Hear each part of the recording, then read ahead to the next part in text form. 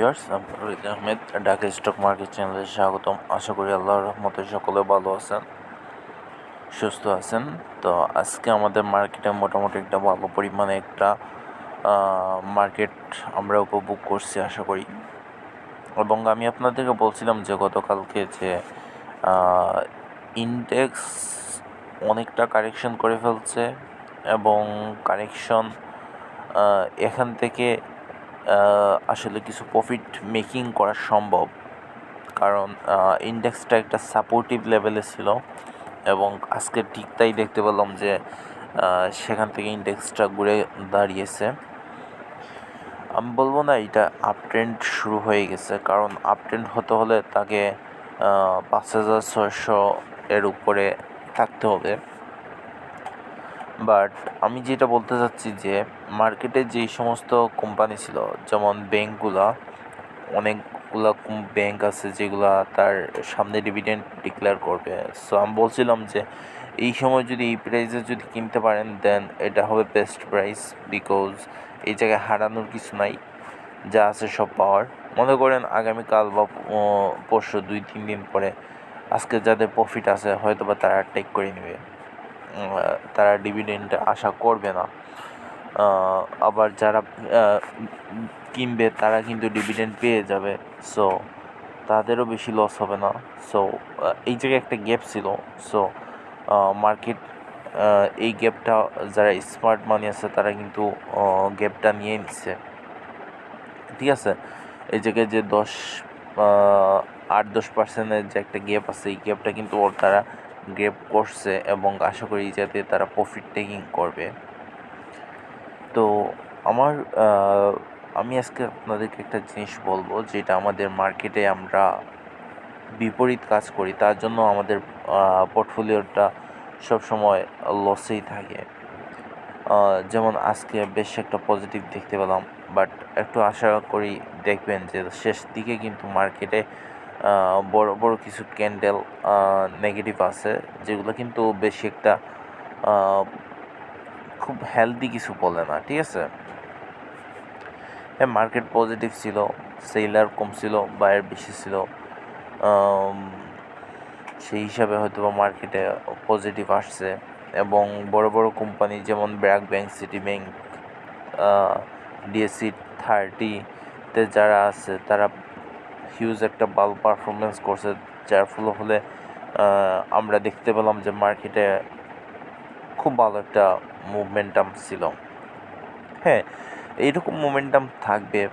কিছু কোম্পানি যারা আছে আপনার নেগেটিভ ট্রেন্ডে থাকার পরেও পারফরমেন্স ভালো করে যাবে, বিশেষ করে যদি ব্যাংক সেক্টর এর মতো আর ফার্মা সেক্টরগুলো যদি একটু ভালো পারফরমেন্স করে দেন মার্কেট খুব বেশি নিচে যাওয়া সম্ভব না আসলে। সো এটাই একটা বিষয়। দ্বিতীয়ত হচ্ছে আমরা মার্কেটে যে ভুলটা করি, আপনাদেরকে প্রথমে বলছি, সেটা হচ্ছে যে আমরা হিউজ পরিমাণে কোয়ান্টিটি একটা স্টক কিনি। দেখে গেল যে আমাদের পোর্টফোলিওর 20-30%, ইভেন কেউ 50% শেয়ার একটা শেয়ারে একই টাইমে কিনে বসে থাকে। সো উনি আশা করেন যে এখান থেকে মার্কেট খুব বেশি পজিটিভ হবে, কারণ উনি জানেন এটা পজিটিভ হবে। বাট আলটিমেটলি দেখা যায় যে উনি যে কনফিডেন্স নিয়ে কিনেন, তার 2-1 দিনের মাথায় দেখা যায় যে স্টকটাতে খুবই সামান্য প্রফিট হয়, অথবা এটা খুবই সামান্য নেগেটিভ হয়ে যায়। ফলশ্রুতিতে উনি দেখা যায় যে ওয়েটে থাকেন, ঠিক আছে। ইমপেশেন্ট হয়ে বাই করেন আর সেলের সময় ওয়েটিং লিস্টে চলে যান। ফলশ্রুতিতে যেটা দেখা যায় যে স্টকের প্রাইস যদি কমে, তিনি অপেক্ষা করেন যে এটা কবে উপরের দিকে আসবে, উনি সেল করবেন, প্রফিট টেকিং করবেন। আর নিচের দিকে যাওয়ার সময় যদি এটা বেশি পড়ে যায়, তখন অনেকে সাজেশন করবে যে এটা আপনি অ্যাভারেজ করেন। ইভেন স্টকটার দিকে দেখা উচিত যে স্টকটা কি আসলেও অ্যাভারেজ করার মতো স্টক, নাকি এটা নিচের দিকে চলতে থাকবে। যেমন BTCর বর্তমান অবস্থা আছে, 600 টাকার শেয়ার এখন 200-250 টাকাও চলতেছে। তো এটা একটা বিষয়। তো উনি যদি বুল স্টকে অ্যাভারেজ করেন তাহলে ওনার পোর্টফোলিওতে প্রফিটে আনা অনেকটা কঠিন হবে। বাট উনি যদি একটা জিনিস মেনটেন করে, সাপোজ আমি একটা স্টক কিনলাম, সাপোজ আমি ফার্স্ট মিউচুয়াল ফান্ড কিনলাম, তো আমি এই স্টকটা কেনার সময় আমি একটা জিনিস দেখবো যে আমার 12 উইকস লটা কত আছে, ঠিক আছে। সো আমি এইটা কনসিডার করব, আমি হাইটা কনসিডার করব। দেন আমি যদি দেখি যে এটা 17-18 টাকা আমার জন্য বেস্ট প্রাইস, দেন আমি এটাতে অল্প কিছু বাই নেব। 17 টাকা দিয়ে বাই করলাম বা 18 টাকা দিয়ে বাই করলাম, এখন যদি 16 টাকায় চলে আসে, দেন আমার এই যে 16 টাকার কাছাকাছি 12 উইকস লো আছে, এবং আমি এটার হিস্ট্রি দেখব যে এটার সামনের দিকে ডিভিডেন্ড দিতে পারবে কি না, তার সক্ষমতা আছে কি না, এগুলো আমি দেখব। যদি দেখি যে না, এটা ডিভিডেন্ড দেওয়ার সক্ষমতা আছে বা দিতে পারে এবং তার সব কিছু ঠিক আছে, তখন আমি এটা বাই করব, ঠিক আছে। তাও বাই করব কীরকম, অল্প পরিমাণে। সাপোজ আমার টোটাল পোর্টফোলিওর 5%। সো এই জায়গায় যদি আমার লস চলে আসে, আমার বেশি একটা হেডেক আসবে না, এবং আমি আরও 5% আমি এটার জন্য অ্যাভারেজের জন্য রেখে দিলাম, ঠিক আছে। এই আমার 10%, এর উপরে আমি যাওয়া উচিত হবে না।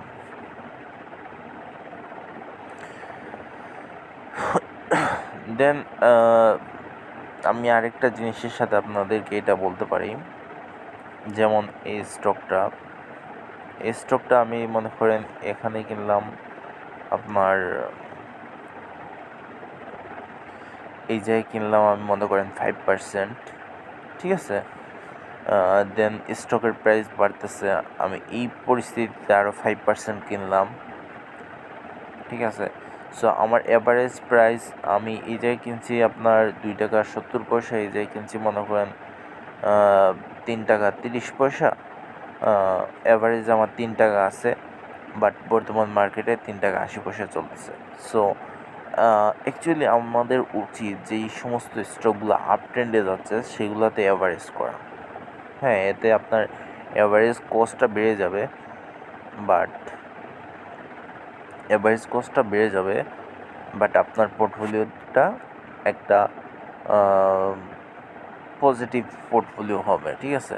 সো আশা করি এইটা যদি আপনারা ফলো করতে পারেন, অনেকটা আপনাদেরকে হেল্প করবে, এবং এইটা আপনাদেরকে আমি জানি অনেকে বলবে না বা বলে না, কেন বলে না সেটা আমি জানি না। বাট আপ ট্রেন্ডে স্টকে যদি আপনি অ্যাভারেজ করেন, অল্প অল্প করে অ্যাভারেজ করেন, দেন এইটা আপনার পোর্টফোলিওটাকে হেলদি রাখবে। এবং অবশ্যই এই জায়গায় একটা জিনিস লক্ষণীয়, সেটা হচ্ছে যে আপনি একটা আপ ট্রেন্ডের, এটাকে আমি আপ ট্রেন্ড বলতেছি না এরকম মোর আকরি করতে, up trend, suppose up trend আমি কাকে বলতে পারি, আপ ট্রেন্ডে একটা স্টক, এটা আমার চেয়ে আপনারা অনেকেই ভালো জানেন।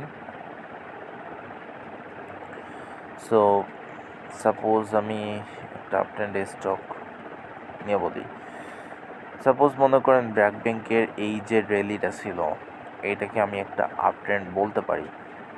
সাপোজ এই জায়গায় আসার পরে আমি 50 টাকায় কিনলাম ব্র্যাক ব্যাংকের মনে করেন 1000 স্টক, যখন ব্র্যাক ব্যাংক উপরের দিকে চলে যাচ্ছে, যখন 56-57 টাকা, তখন আমার কাছে অলরেডি 10% to 15% আমার কিন্তু প্রফিটে আছে।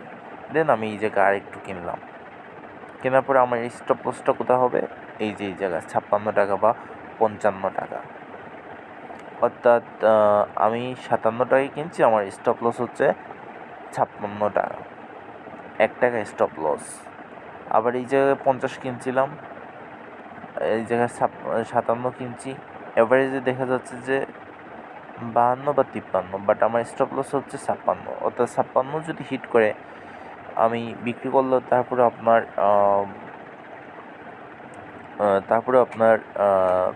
6000-এর মতো আমার এই যে প্রফিট থাকবে। কিন্তু এটা যদি উপরে উঠে, দেন আমার কিন্তু প্রফিটের পরিমাণ কিন্তু ডাবল হয়ে যাবে। এই যে 50-এ যা ছিল 50 থেকে 63-তে যাওয়ার ফলে দেখা গেল যে আমার 12,000 টাকা প্রফিট আসতেছে।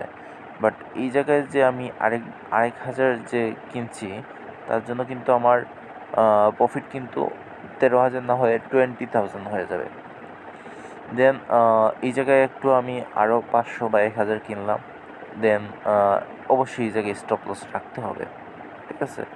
স্টপ লস হয়তো বা এইবার আমি কিনছি মনে করেন আপনার 63 টাকায়, স্টপ লস 60 টাকায় রাখলাম। 60 টাকায় আসে নাই, ওকে গুড। দেন এইটা আরও বাড়লো, বাড়ার পরে আমি এই জায়গায় আরও কিনলাম কত করে, 67 টাকা করে, ঠিক আছে? 67 টাকা করে কিনছি। স্টপ লস কোথায় রাখবো? স্টপ লসটা এই জায়গায় রাখলাম, সাপোজ 65 টাকায় রাখলাম, ঠিক আছে? 65 টাকায় চলে আসলে আমি সেল করে দেবো। তো এটা এই জায়গা থেকে গেল।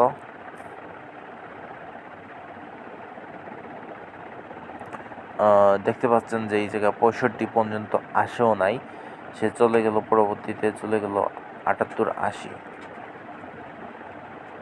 ঠিক আছে? সাপোজ এখন যাওয়ার পরে দেখা গেল যে এই জায়গার মধ্যে সেই রকম আসতেছে না। দেন আমার যে স্টপ লস আছে আপনার এই জায়গায় 72 পর্যন্ত রাখা যায়, 72 পর্যন্ত রাখলাম। যদি এটা টাচ করে আমি সেল করে দিলাম। সো এইটা স্বাভাবিকভাবে এইরকমই আপনার একটা স্টপ লস রাখবো আমি, আপ ট্রেন্ডের শেয়ার আমি হোল্ড করতে থাকবো। দেন আপনার পোর্টফোলিওটা হেলদি একটা পোর্টফোলিও হবে। আশা করি এই ভিডিওটা আপনাদের কিছুটা হলেও উপকারে আসবে।